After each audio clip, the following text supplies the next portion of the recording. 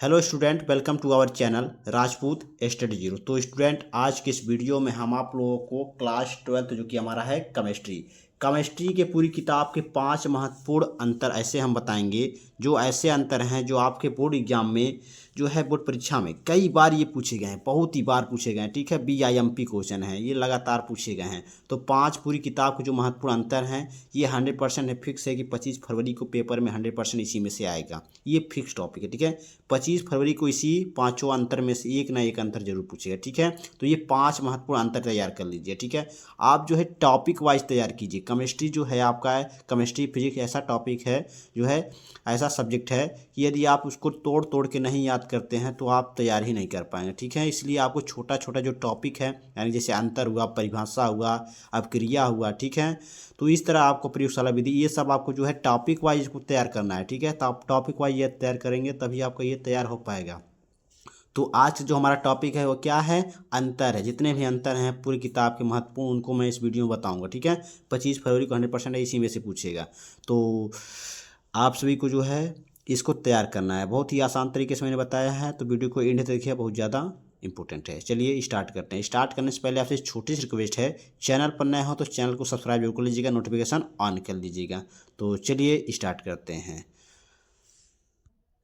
तो देखिए, पहला जो हमारा इम्पोर्टेंट अंतर है वो है, देखिए बहुत ही बार ही पूछा गया। ठीक है, DNA और RNA में अंतर। ठीक है, DNA और RNA में अंतर बताना है, तो एक तरफ DNA लिख लीजिए, एक तरफ RNA। ठीक है, DNA में पहला लिखिए, यह मुख्य रूप से केंद्रक में पाया जाता है। ठीक है, जो DNA है यह मुख्य रूप से कहाँ पाया जाता है? केंद्रक में पाया जाता है। RNA में क्या लिखेंगे? यह मुख्य रूप से कोशिका द्रव्य में पाया जाता है। क्या? जो RNA है यह मुख्य रूप से कहाँ पाया जाता है? कोशिका द्रव्य में पाया जाता है। DNA में दूसरा लिखेंगे, इसमें 2 पॉलीन्यूक्लियोटाइड श्रृंखला होती है। किसमें? DNA में। DNA में कितने होती है पॉलीन्यूक्लियोटाइड श्रृंखला? 2 होती है। ठीक है, RNA में दूसरा हम लिखेंगे, इसकी संरचना एकल सूत्री होती है। ठीक है, इसकी जो संरचना होती है वो कैसी होती है? एकल सूत्री होती है। DNA में आपका तीसरा लिखेंगे, तीसरा DNA में लिखेंगे, इसमें डिऑक्सीराइबोस प्रकार की जो क्या होती है? शर्करा होती है। किसमें? DNA में। और RNA में इसमें राइबोस प्रकार की शर्करा होती है। ठीक है, DNA में क्या होता है? डिऑक्सीराइबोस शर्करा होती है, और RNA में राइबोस प्रकार की शर्करा होती है। उसके बाद DNA में हम चौथा लिखेंगे, इसमें थायमिन क्षार पाया जाता है। किसमें? DNA में जो है थायमिन क्षारक पाया जाता है। ठीक है, और RNA में क्या होता है? इसमें यूरेसिल क्षार पाया जाता है। ठीक है, यूरेसिल क्षार पाया जाता है। ठीक है, तो ये आपका जो है RNA और जो है DNA में अंतर है, बहुत ही ज़्यादा इंपॉर्टेंट, इसको आप सभी तैयार कर लीजिएगा। उसके बाद हम दूसरा अंतर देखेंगे, ये भी आपका बहुत ही बार मोस्ट इंपॉर्टेंट है। ठीक है, BIMP है, इसको तो आपको तैयार ही करना पड़ेगा क्योंकि बहुत ही ज़्यादा इंपॉर्टेंट है। तो अंतर क्या है? विद्युत अपघटनी सेल तथा गैल्वेनी सेल में अंतर बताना। ठीक है, तो ये आपका दूसरा जो इम्पोर्टेंट है वो क्या है? विद्युत अपघटनी सेल और गैल्वेनी सेल में अंतर। ठीक है, एक तरफ विद्युत अपघटनी सेल लिखेंगे, एक तरफ गैल्वेनी सेल। ठीक है, तो विद्युत अपघटनी सेल में पहला हम लिखेंगे, इसमें बाह्य स्रोत की आवश्यकता होती है। किसमें? जो विद्युत अपघटनी सेल है इसमें बाह्य स्रोत की क्या होती है? आवश्यकता होती है। गैल्वेनी सेल में क्या होता है? इसमें बाह्य स्रोत की आवश्यकता नहीं होती है। तो इसमें बाह्य स्रोत की आवश्यकता होती है। किसमें? विद्युत अपघटनी सेल में। लेकिन गैल्वेनिक सेल में क्या होता है? इसमें बाह्य स्रोत की आवश्यकता नहीं होती है। दूसरा लिखेंगे, विद्युत अपघटनी सेल में यह विद्युत ऊर्जा को, ठीक है, यह विद्युत ऊर्जा को क्या करता है? रासायनिक ऊर्जा में परिवर्तित करता है। कौन? विद्युत अपघटनी सेल। और गैल्वेनिक सेल क्या करता है? यह रासायनिक ऊर्जा को विद्युत ऊर्जा में परिवर्तित करता है। ठीक है, इसी का विपरीत है, यानी कि विद्युत ऊर्जा जो है रासायनिक ऊर्जा में परिवर्तित करता है, और रासायनिक ऊर्जा जो है विद्युत ऊर्जा में परिवर्तित करता है। ठीक है, उसके बाद इसमें लिखेंगे तीसरा नंबर, इसमें एक ही पात्र में इलेक्ट्रोड डूबे होते हैं। ठीक है, इसमें एक ही पात्र में जो इलेक्ट्रोड होते हैं डूबे होते हैं, लेकिन इसमें जो है अलग अलग पात्र में इलेक्ट्रोड क्या होते हैं? डूबे होते हैं। किसमें? गैल्वेनिक सेल में। ठीक है, तो ये आपका जो है विद्युत अपघटनी सेल और गैल्वेनिक सेल में अंतर है, बहुत ही ज़्यादा इंपॉर्टेंट, इसको आप सभी तैयार कर लीजिएगा। चलिए तीसरा नंबर जो आपका इंपॉर्टेंट है उसको देख लेते हैं। तीसरा जो आपका इम्पोर्टेंट आपका अंतर है वो है अपक्रिया की कोट और आणविकता में अंतर। ठीक है, अपक्रिया की कोट और अपक्रिया आणविकता में अंतर बताना है। तो देखिए, एक तरफ लिखेंगे अपक्रिया की कोट और आणविकता, ये आपके बोर्ड एग्जाम में कई बार ये भी पूछा गया। ठीक है, बहुत ही ज़्यादा इंपॉर्टेंट है। तो कैसे लिखेंगे?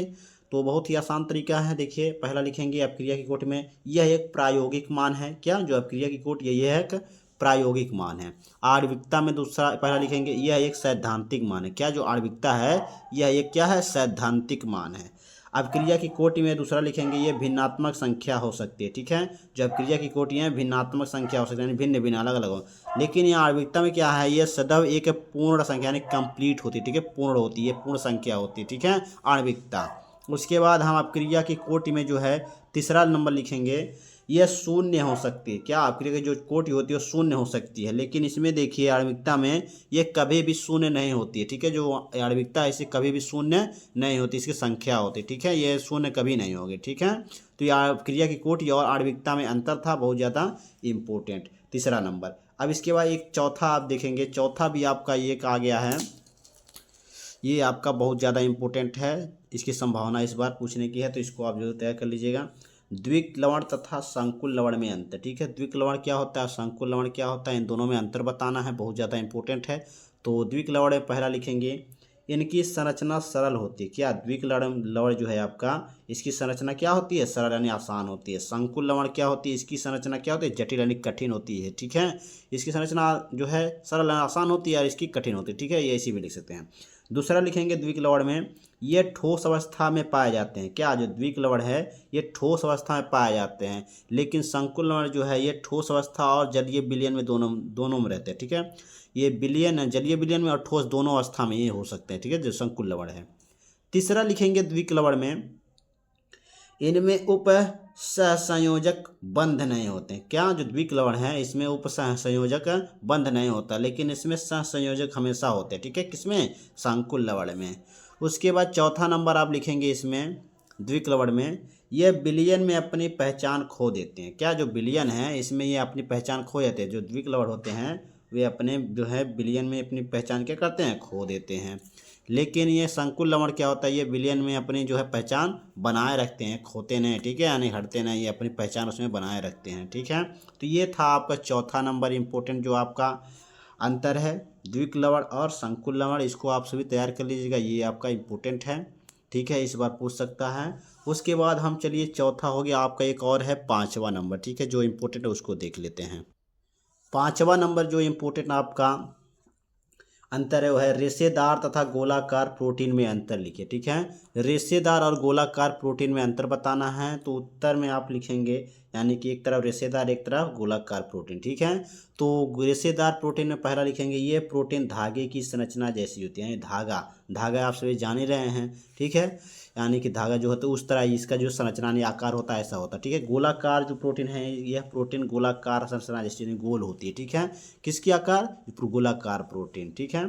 तो रेशेदार प्रोटीन में दूसरा लिखेंगे यह जल में अविलय होती है, यानी कि घुला नहीं होता, ठीक है, अविलय होता है, ठीक है। गोलाकार जो प्रोटीन है ये जल में विलय होता है, यानी कि ये मिला होता है, जल में घुल गया होता है, ठीक है, यानी कि यह दिखता नहीं यानी घुला होता है, ठीक है, ये मिलता नहीं, जो अविलय होता है।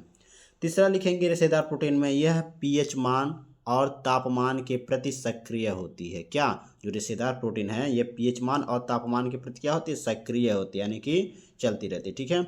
यह पीएच मान और तापमान के प्रति निष्क्रिय यानी कि हटी रहती है, यानी कि उसमें नहीं रहती, ठीक है, ये निष्क्रिय रहती है।